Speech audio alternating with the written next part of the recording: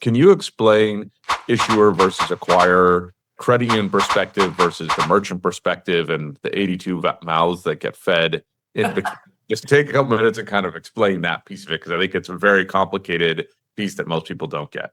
So first, simply, the issuer is the one who issues the card. So bank or credit union is the one who gives their customer or member a card. So they're the issuer. The acquirer is the one who accepts it. So any merchant, Bob's Bike Shop, Best Buy, any merchant who acquires. And then in between, to your point, Kirk, there's a ton of people who have their mouths to be fed. And so I'll just kind of run through those a little bit. So when you swipe your card, somebody runs that merchant terminal that you're swiping or dipping or tapping your card at.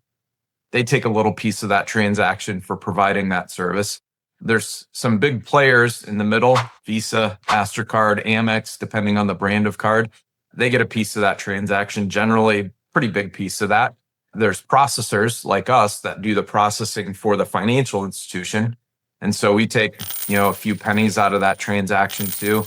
And then the issuer of the card, the bank or credit union, they do pretty well on that side from what's called interchange. So let's just take an average $100 transaction, $100.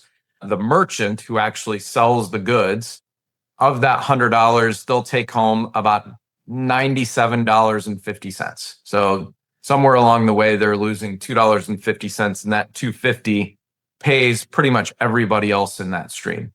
And it compensates them for processing the transaction, eliminating or preventing fraud in that, the cost of issuing the cards. So all of that gets spread out.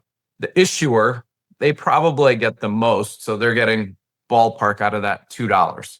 The other 50 cents is shared by Visa, MasterCard, companies like ours, the acquirer, the ISOs.